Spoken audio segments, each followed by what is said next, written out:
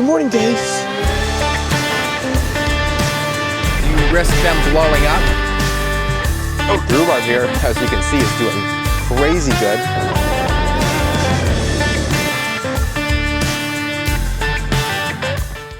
Well, here we are back again at the greenhouses. And just like every day now this time of year, it's gonna be a very busy one. If you missed my last video, be sure to go back and check that out. Had an absolutely great day at the hometown farmers market. This truck was as full as you could possibly get it. And this is what we have left. Every rack, or every shelf I should say, only has 4 on it instead of 5, and only a fraction of the shelves are filled. Everything you see here is all that we brought back. And then right here is 8 hanging baskets that we did not sell. We didn't only take this truck, we also took the yellow van full of hanging baskets. So just like I said, between me, my pap, my Uncle Rick, and my dad, we were going like constantly all day long, just trying to keep up with all the customers, sometimes waiting on 2 or 3 customers at a time, just so that, you know, people aren't standing around getting upset. So unloading that will be one job on today's agenda. Another job's gonna be getting this watered, making sure everything is healthy and beautiful. Good morning, Dace. Good morning. Daisy is shedding like crazy. You can just grab the hair, I don't know if you can see that, off of her in chunks. So yeah, but that's okay. My Uncle Rick got all of our early season cole crops outside here. These are gonna be going in the ground hopefully within the next couple weeks. But the next veggie we wanna put in the ground is potatoes. Now that onions are done, that's a big step. The vine crops that Sammy planted about 3 days ago or something close to that are just starting to poke out. If you can see that there. The beans are always first. They're a little faster, I guess I should say, and they're really coming out. You can see all the beans like popping up. I would say by hopefully today or tomorrow, we'll see like them all coming up, because after, like I said, having great days on market, we're selling a little more than what we expected, which is a great thing. And we're very low, especially on vine crops. And we're praying that next Wednesday is gonna be a beautiful day, because that is gonna be the Wednesday before Mother's Day, as long as I'm correct on all that. And it's just gonna be insane. Like if these past 2 weekends have been really busy, or these past 2 Wednesdays have been busy, I guess I should say, this next Wednesday should just blow them out of the water. But we'll see what happens. Weather has everything to do with it.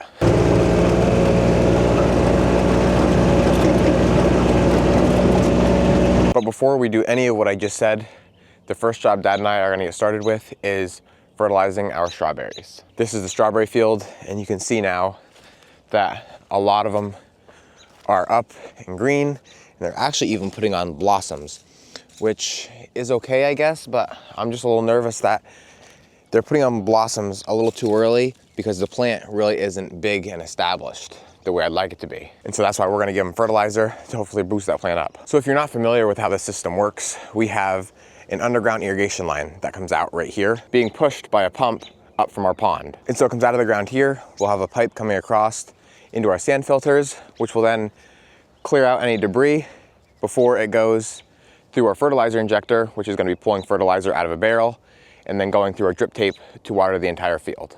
We always have a little more trouble than we would like with leakage. And so we got these new clamps. Like this right here is just like your average hose clamp, which for this, working with high pressure, doesn't work the greatest. And I guess technically it's not really exactly what you should be using. This is what you should be using. Just a lot heavier duty, way better like clamping system than this like little tiny chintzy thing. This works great for most everything, but this should work perfect for this. And so I think Dad got these down in Lancaster. I'm not exactly sure even how they work. I hope I can take this. I don't know. I don't think this is gonna slip out of there too easy. No, I really don't want to take that off. I'd like to just unhook this and slip it right over, but we'll see. So I'm back down here now to the greenhouses. I'm waiting for Dad to get back from town. Uncle Rick showed up, so we're unloading the truck, which is only gonna take us about 25 minutes to a half hour. I already got everything off here for number 2, which goes in there. Now I have these 2 shelves and everything here on the ground for number 1, which will go out this door, and then that's another job completed.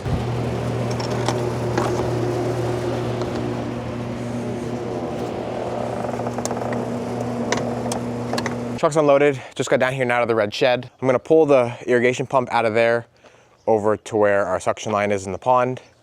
Also, I gotta get some ground fabric out of the way because as you can see, the guys who mow our farm don't mow this section. Like mom always wants to take care of this herself, which is fine, but we have the big heavy fabric in the way. She can't get the mower out and we're about to soon be baling hay here. It's so high. So we gotta get that out of the way so she can mow because she's already gonna have the mower deck up as high as it can go as it is. The rhubarb here, as you can see, is doing crazy good. This leaf has gotta be like 16, 18 inches all the way across. Honestly, I bet she could pick some of this if she wanted to. I don't really know exactly when you know rhubarb is ready to harvest, but that's about as close as it gets if it's not ready. So we have this roll here, which is for the lower high tunnel we used off once. This roll here, which is for the upper high tunnel, which I'm gonna be putting in the back of the Kubota now. We have this roll, which is for the zinnias out at the farm market. And then this guy here is for the ends of our 2 greenhouses that we have plants in. That's just actual plastic, not fabric. And here is our irrigation pump. To be honest, I'm not 100% sure I can even lift this myself, but I would like to get it up there because we're gonna be laying fabric, hopefully, in the high tunnel today. Oof. Come on. Oof. Okay. Got it. Should have actually had the new Kubota for this job. Longer bed would have really come in handy. All right, so got the irrigation pump in place and I got my hose. It's gonna transfer the water from the pump to the underground pipe, and that's where it goes underground, then all the way up to my house, which you can't see. Now I might not have the pump exactly in place, but I know I've got it decently close.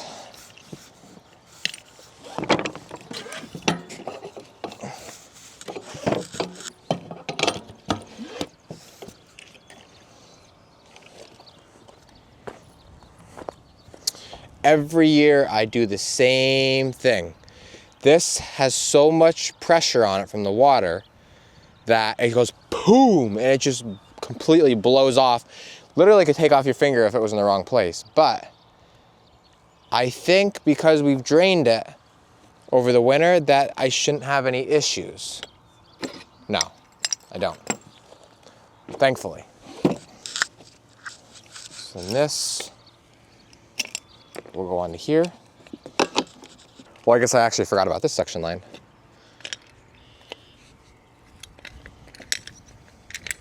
Get this cap off of here.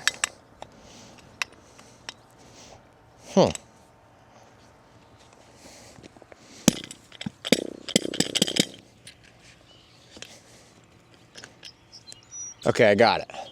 So now this will plug right into here.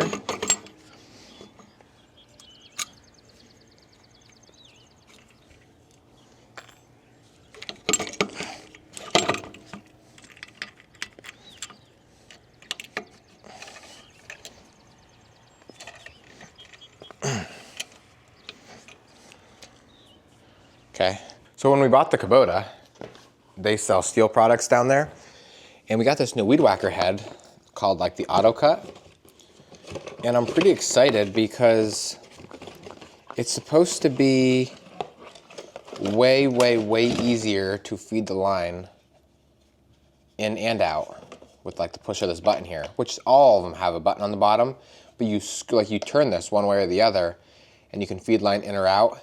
And it's just supposed to be a lot easier also to put line like on it, like new string, which is what all of our workers always struggle with. Also, I'm gonna get the mower out, so we'll see how this thing starts. Everything's just a mess in here throughout the winter, bringing stuff in and out. I'd love to get it cleaned in here. This needs an oil change. As you can see, we have about 2 inches of room on that side and about 10 inches on that side. So let's just see how she starts. The battery's probably dead.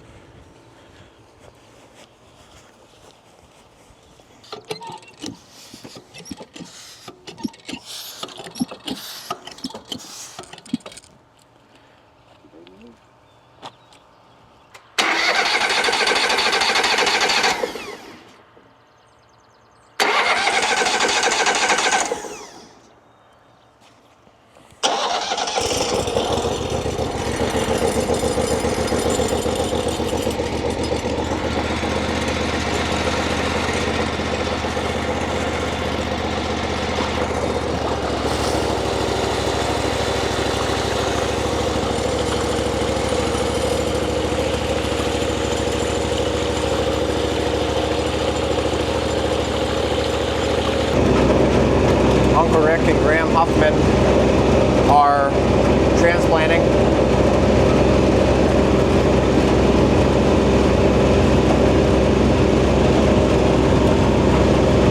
So Dad's down at the pond right now, starting up the pump. I'm letting the hose off just for a little bit to get some of that air out of there because it's a long way, pushing a lot of air until we finally get some pressure or get it close to having pressure. Then I'll hook it up, because once that starts putting out water, there ain't no chance I'm getting it on without the pump being off. And so I gotta be careful how long I let it sit like that. It's gotta be getting close. The pipe's inflated. I'm really nervous with those new clamps I put on that they're not gonna work. So I guess if they're leaking really bad, we'll have to just shut down the pump, put new clamps on, and start it back up again. We just have so much to do today. We got to get this started so we can move on to something else. I guess while I'm waiting for this water to pump, this would be a great time for me to tell you about our website, Broyansfarm.com. Sammy and I haven't gotten much new on in the past couple days, but we do have a whole new line of sodas. We have jams, we have jellies, some sauces, vinaigrettes, stuff like that. So definitely go check it out. Along with all the food type items, we have our shirts, which I'm not wearing one now. I'm actually wearing a shirt from Tennessee. But we have t-shirts, we have long sleeve shirts, we have hoodies, we have crew necks in all different sizes, all different colors. And we really appreciate it if you at least take a look. Sammy's put a lot of time into it. I'm not as, savvy on the computer as she is, so she kind of manages that. I just get the pictures and tell her what I want to get up on there. But eventually, one day, we're gonna have almost the entire market up on there, but it's a slow process. Okay, so we have pressure bleeding the air out of the sand filters. I'm actually back flushing one of the tanks right now. And I'm gonna do the other one now. Although I'd like to shut this off so I don't get soaked.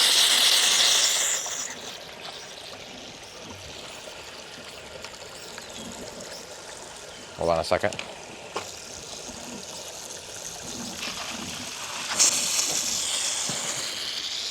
Now I'm back flushing that one. Now it should start coming out again for the other tank. Usually it's pretty clean.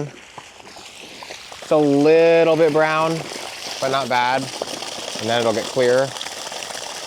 And so now I'll open up this valve, although I would like to brace this up a little bit.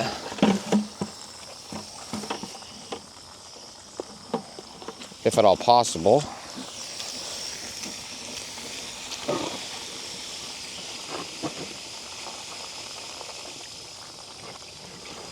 Shut off the tank from bleeding. Okay. Now, we do have pressure going to the field. We're obviously not fertilizing, so that's not a concern at the moment. That's open up all the way. I just need to find a way to brace this because that is not how it should be sitting. So everything was just about going good, and then we lost pressure, and now my dad has to try and reprime it again. And this is the problem we have every single time with dripping. We have a 4-inch suction line, I can hear it coming now, coming from our pond into our pump. And then it goes out of the pump into a 3-inch line, I'm pretty sure. And then it goes underground, and then it comes up and comes out of here. And then we're going from a 3-inch line to the sand filters, and then from the sand filters to a 2-inch line. And so there's just so much going on, and it's hard to get the pump exactly right because the pump obviously wants to be running at a high rate of speed, like a high RPM. And because we are going uphill and we have so much back pressure, it actually forces it back down, making us lose pressure. And so it's very, very touchy to get it exactly the way we want it. But eventually we'll get it here, and then it'll run fine for the next 4 or 5 hours. So everything's good. We have pressure out in the field. I'm gonna go to the other end now and check and make sure like the drip lines are starting to get pumped up out there. The only thing that's concerning us is how this one, like these, everything should be the same here. In should be the same, out should be the same. Both sand filters should be the same as far as pressure goes. This one is like 28 or something of that, 26. This one is like 62, which is way more than what it should be. Dad said he actually thought that there used to be big stickers on here, but now they obviously like faded off. And they said never exceed 50 because you risk them blowing up and then getting severely injured. Now, we don't know why. I back flushed them. There's no debris in the sand filters. Like technically there shouldn't be any debris in the sand filters, and we don't know what's going on. But all we do know is that We want to get these fertilized, and we know we have good pressure out in the field. So we're just gonna run with it for now. He's gonna get the fertilizer mixed up. We're gonna get that pumping on, and then we'll shut it down and we'll figure all that out later. So I know from last year not to get too excited about these. Like there's some water there, but not a lot of pressure. And that's only because it just takes so long for that to get all the way out here. This guy's got water. If they've got water, that's a huge plus. If there's not, then we gotta really start looking. That guy's got water. Not sure why it's so long. This guy's got water. After looking at the field and like the varieties and what did good and what didn't, especially through that extreme drought we had last season, we noticed that there was like 2 to 3 varieties in particular that did pretty well and one that just did awesome. The one that did awesome, which is what we've always assumed did good, is the Goleta. If you can see that right down the row, almost, I would say 95 to 98% Goleta is straight down, still beautiful, nice big green leaves, putting out some blossoms. This fertilizer is only gonna make them better. And then the variety that is pretty good, but not crazy good, is the Yambu.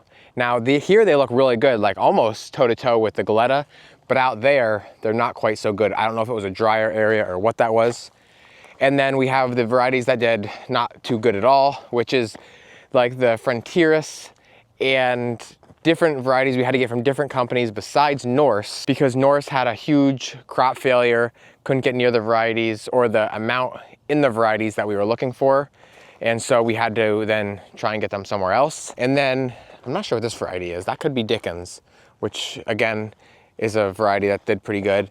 And then our last favorite variety for a late season strawberry is the AC Valley Sunset. So Dad and I just shut down the strawberries, got all the hose just kind of wrapped up here because we're gonna be doing it again here not too long. Everything's cleaned up so we can mow around it. And now hopefully they will really, you know, take off.